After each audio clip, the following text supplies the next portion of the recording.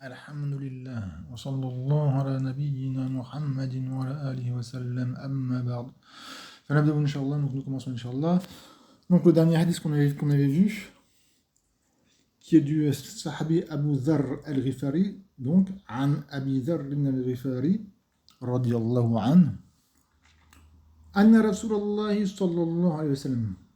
Comme quoi, le messager d'Allah, sallallahu alayhi wa sallam, Rasulullah c'est le messager d'Allah, et An-Nabi c'est le prophète, bien sûr.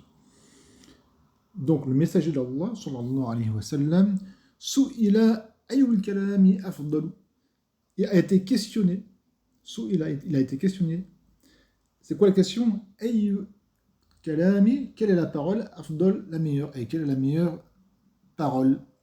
Qal, il a dit, Nastafallahu li malaikatihi. C'est ce que Allah a choisi de ce qu'il y a de meilleur. Li malaikatihi, pour ses anges. Donc la meilleure des paroles, c'est la parole que Allah a lui-même choisie pour ses anges. C'est quoi? Subhanallah wa bihamdi. Subhanallah wa bihamdi.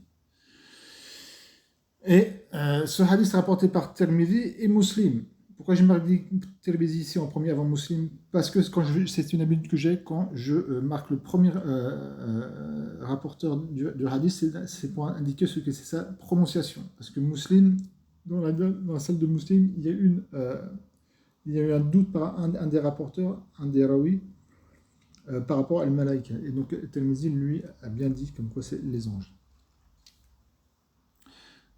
Et on avait expliqué, je ne vais pas refaire ici parce que ça va faire prendre du temps, ce que voulait dire Subhanallah, et ainsi aussi que l'irabe de Subhan, comme quoi c'est un masdar, etc. Et bihamdi, d'accord? Et que Subhanallah bihamdi, et ben ça englobe en fin de compte tout ce qu'on appelle tawhid asma wa sifat. Subhanallah c'est un nafi, wa bihamdihi c'est un isbat. Donc Subhanallah, c'est-à-dire qu'en fait c'est un nafi, c'est une négation. C'est un isbat, c'est pour affirmer, c'est pour confirmer, c'est pour bien quelque chose. C'est comme pour le tawhid al-uluhiyya, la ilaha illallah. La ilaha, c'est une négation, pas de divinité par droit. Donc il n'y a rien à adorer, illallah. Et là, on va confirmer quelque chose, c'est Allah. Sauf pour Allah.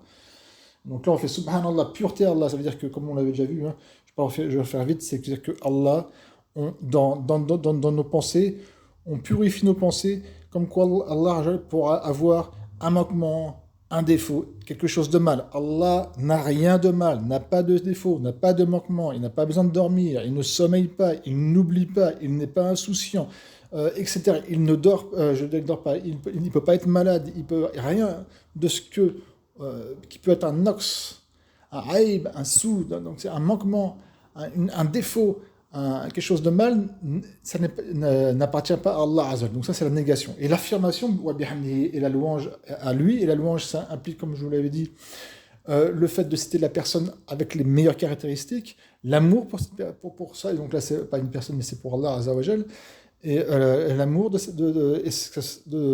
pour la personne on fait le hamd, et ainsi que le remerciement et la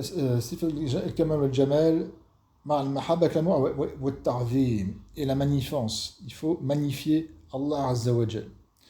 C'est la meilleure des paroles. Comme on avait vu à la fin, je vous dis bien dire la ilaha illallah, qui est la parole du tawhid al-uluhiyya, pas de divinité. La ilaha, donc on commence par une négation. La ilaha, pas de divinité par droit. Il n'y a aucune divinité par droit, négation, et après on fait une confirmation nisbat, sauf Allah Azza wa Jal. C'est le seul à avoir le droit d'être adoré, à être divinisé. Et je vous ai dit la parole de Ibn al-Qayyim rahimahullah qui dit que l'ibada, l'adoration, tajma' aslayn, regroupe deux bases. La première base, rayat al-hubb, le summum de l'amour, al-hubb, l'amour, le summum de l'amour. Une ibada doit avoir ces deux base, sinon ce n'est pas une ibada. Rayatul hub, le summum de l'amour pour Allah Azza wa, le summum. Bi, avec quoi? Bi rayatul dhul wal khudur, avec le summum de l'humilité, pas l'humiliation, mais l'humilité, wal khudur, et là le khudur, quand j'en dis, c'est l'inqiyad, c'est le fait d'obéir, de filer droit, comme on dit en français, d'obéir. Donc l'adoration, il faut avoir l'amour pour Allah Azza wa, le plus possible, le plus haut possible. Avec quoi? Avec l'obéissance et humilité. Parce que certaines personnes obéissent, Exemple, je vais dire à une personne, fais ceci, il va m'obéir, mais il va le faire en levant la tête, en étant ergoïeux. Il va bien m'obéir, mais il ne va pas avoir le dhul, l'humilité. Une autre personne, je vais dire, fais ceci, et il ne va pas le faire, mais il va baisser la tête avec humilité, il fait, oh, non, je peux pas, je veux pas, avec humilité. Il faut les deux. Il faut les deux. Il faut l'obéissance et l'humilité dans l'obéissance. Barakallahu fi ça, vous avez al-ibada. Tawhid al-rububiyya, c'est intéressant, maintenant on continue. Tawhid al-rububiyya, le tawhid du rububiyya, de la seigneurie, comme on dit en français. Dim, j'enlève ça parce que sinon on ne pourra pas. Hop, voilà. Alhamdulillah. Dim, y compris dans le tawhid al-asma wa sifat. L'asma wa sifat, dedans il y a ce tawhid al-rububiyya. وهو مستلزم وهو مستلزم لتوحيد الألوهية. Et le tawhid al-rububiyya implique le tawhid al-uluhiyya, le tawhid al-ibada. Pourquoi? Parce qu'étant donné qu'il n'y a qu'un seul créateur qui est Allah Azza wa Jal, qu'il n'y a qu'un seul qui pourvoit aux besoins de tout l'univers, toute la création, à qui revient le droit d'adorer? À lui. C'est lui qui nous crée. À qui on doit remercier? Tout ce qui est autre qu'Allah Azza wa Jal est une création. C'est une créature d'Allah Azza wa Jal. Et c'est pas lui. Et une chose qui est vraiment stupide, quand on y réfléchit bien, c'est ceux qui vont faire des statues de leurs propres mains. Donc ils vont créer une statue et ils vont adorer cette statue. Ils vont adorer ce que eux-mêmes de leurs mains, ils ont créé. Ya subhanallah. Et même s'ils adorent Allah, Dieu avec, et qu'ils adorent Dieu et des statues à côté, eh bien ils font ce qu'on appelle le shirk, l'association. Ça c'est le plus grand péché qui existe en islam, mais dans toutes les religions qu'Allah a ordonnées. C'est même encore marqué dans la Bible. Le premier des commandements, c'est de n'adorer que Dieu seul. Et aller lire dans la Bible, dans le Nouveau et dans l'Ancien Testament, c'est ça, c'est le plus grand commandement. Adorer Dieu seul. Ne pas adorer les statues et les divinités des païens, comme c'est écrit dans la... Allez, le mot païen, c'est dans la Bible, il vient à maintes et maintes reprises, dans l'Ancien comme dans le Nouveau Testament. Toute adoration à autre qu'Allah, Azza wa Jal, c'est du shirk, c'est de l'associationnisme, c'est du polythéisme, et c'est ce que Allah déteste le plus. Et c'est ce qui fait rentrer en enfer éternellement. Waliyadhu billah. Minhaj al-Qur'an, la voie du Qur'an, c'est-à-dire que la méthodologie du Coran, c'est quoi? Al-istidlal bit-tawhid al-rububiyya ala tawhid al-uluhiyya. C'est le fait d'argumenter par le tawhid du rububiyya, comme quoi c'est Allah qui a tout créé, etc. Pour argumenter par ceci, sur quoi? Comme quoi l'unicité de l'uluhiyya, l'unicité justement de la divination, de l'adoration. Étant donné que c'est Allah qui a tout créé, qui nous a créé, qui a créé la vie, qui donne la vie, qui donne la mort, c'est lui à qui appartient le paradis et l'enfer. C'est lui qui fait entrer qui il veut. C'est pas les statues ou autres, ou une personne qui se dit, qui dit aux autres adorez-moi ou quoi que ce soit. Tout ça, c'est Allah Azza wa Jal à qui appartient. Tout ça appartient à Allah Azza wa Jal. Donc, à qui doit-on adorer?